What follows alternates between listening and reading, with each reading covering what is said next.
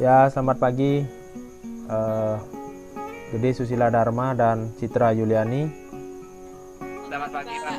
Ya, jumpa lagi ya pada pertemuan kali ini di Ekstra KSPN TIK atau kelompok siswa pecinta mata pelajaran TIK ya. Jadi memang anggotanya cuma 2 orang saja karena dipersiapkan untuk lomba begitu ya. Nah, pada pertemuan kali ini kita membahas tentang hubungan algoritma dengan pemrograman gitu. Apa sih pentingnya pemrograman dengan algoritma? Nah, sebelum kita mulai, mari kita berdoa dulu sebentar biar ekstra pada hari ini berjalan dengan lancar ya. Berdoa mulai. Ya, selesai. Terima kasih. Nah, untuk pemberian materi, Bapak menayangkan share screen dulu, kemudian Dharma dan Citra tinggal melihat saja screen-nya ya. Tunggu sebentar.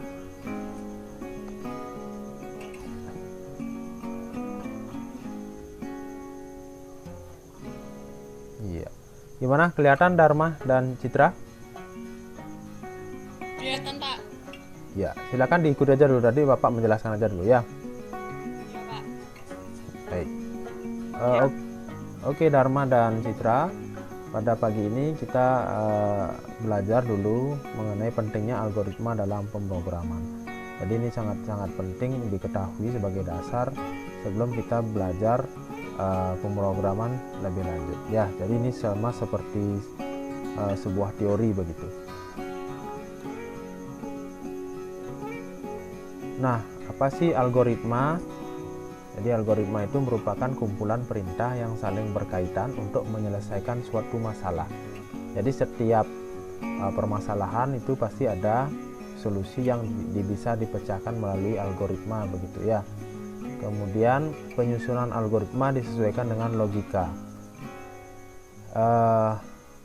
Tolong diingat bahwasanya algoritma itu erat kaitannya dengan matematika, termasuk juga dengan logika. Jadi semua mainannya logika. Seperti itu ya. Jadi nanti misalnya pada saat menyeberang di jalan raya gimana sih logikanya begitu ya. Kemudian algoritma merupakan bagian yang terpenting dan tidak dapat dipisahkan dari pemrograman.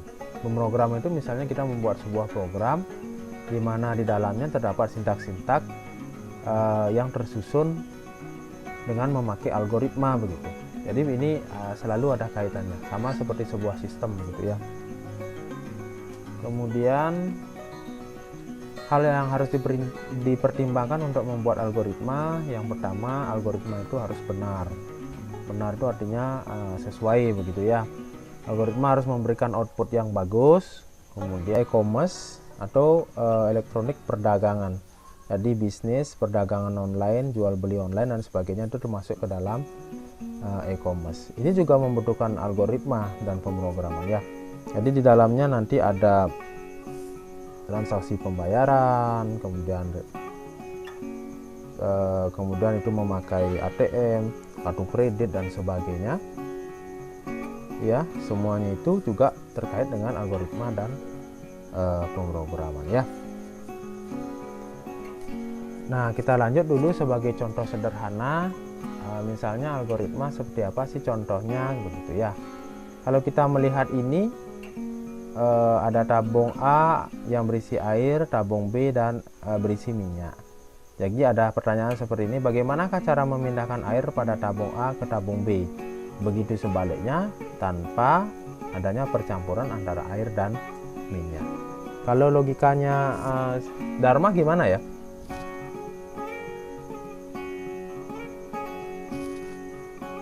Halo Dharma. Halo, Pak. Ya, misalnya seperti yang ditayangkan di slide tadi, ada tabung A yang berisi air, kemudian tabung B yang berisi minyak. Bagaimana caranya biar air ke tabung B atau sebaliknya tanpa adanya percampuran? Kalau logikanya Dharma gimana? Kalau menurut saya, Pak ya, jadi tuh harus menyediakan tabung C terlebih dahulu sebagai tabung cadangan, kemudian pindahkan air ke tabung C, lalu Ya. pindahkan minyak ke tabung A. Setelah itu kita pindahkan air tersebut ke tabung B lagi.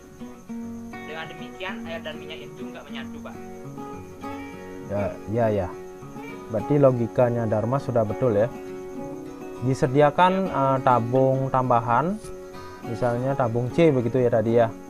Jadi air Ya, kita pindahkan ke tabung C, kemudian minyak kita pindahkan ke tabung A, kemudian dari C kita pindahkan ke tabung B. Ya, seperti itu ya. Jadi tidak akan ada percampuran. Jadi logikanya sudah masuk ya, seperti itu. Kemudian logika yang lain, misalnya kalau Citra pernah mengambil uang di ATM. pernah, Pak. Coba diceritakan bagaimana sih kalau boleh dibilang algoritmanya atau prosedurnya untuk mengambil uang di ATM. Coba diceritakan sedikit. Dengan mengambil uang, pertama masukkan dulu kartunya ke mesinnya, Ya. ke mesin ATM. Setelah itu masukkan PIN atau password ATM-nya. Lalu kedua pilih bahasa dulu. Pilih bahasa ya. Setelah itu masukkan PIN-nya. Lalu masukkan nominal atau jumlah yang ingin diambil. Terus jika saldonya mencukupi maka uang tersebut akan keluar. Tapi jika saldo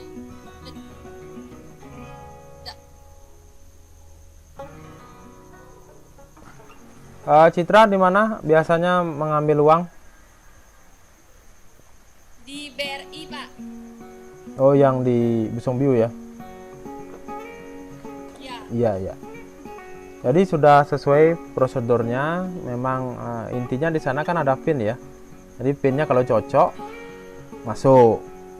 Kan begitu. Nah, di sana juga perlu pemrograman juga di sana. Jadi yang punya PIN tentu tahu passwordnya masing-masing, gitu. Sama seperti Dharma, password emailnya pasti udah tahu, Citra juga udah tahu, dan tidak mungkin kita kasih ke orang lain begitu ya. Dan di sana juga perlu yang namanya pemrograman di sana. Jadi gimana caranya biar transaksi aman begitu, kemudian Gmailnya juga atau emailnya juga aman, tidak digunakan oleh orang lain begitu ya. Jadi itu pentingnya antara algoritma dan pemrograman ya. Nanti dicari contoh-contoh yang lain ya, Dharma dan Citra ya, yang terkait dengan membuka wawasan logika, kemudian algoritma, termasuk juga pemrograman lah tingkat lanjutnya. Jadi ujung-ujungnya memang ada pemrograman nanti terstruktur dan sebagainya. Jadi keseharian pun juga kita harus menggunakan prosedur seperti algoritma lah begitu. Misalnya pada saat menyeberang jalan, gimana sih prosedurnya, kemudian pada saat mengisi bensin di SPBU begitu misalnya, juga kan ada semua prosedurnya ya yang harus kita ketahui begitu. Nah, untuk pertemuan hari ini segitu aja dulu. Ada pertanyaan enggak Citra sama Susila? Siap, tidak, Pak. Tidak ya, nanti kita lanjutkan, nanti kita carikan waktu untuk membahas mengenai pemrograman Pascal ya. Apa sih Pascal, siapa pembuat Pascal dan sebagainya ya. Di sana nanti baru dijelaskan mengenai pemrograman terstruktur. Nah, untuk hari ini jika tidak ada pertanyaan, Bapak mengucapkan terima kasih kepada Dharma dan Citra. Join lagi nanti di pertemuan berikutnya ya. Ya, oke. Ya, Pak. Selamat pagi semua. Ya, silakan bisa di-live Dharma dan Citra. Terima kasih banyak.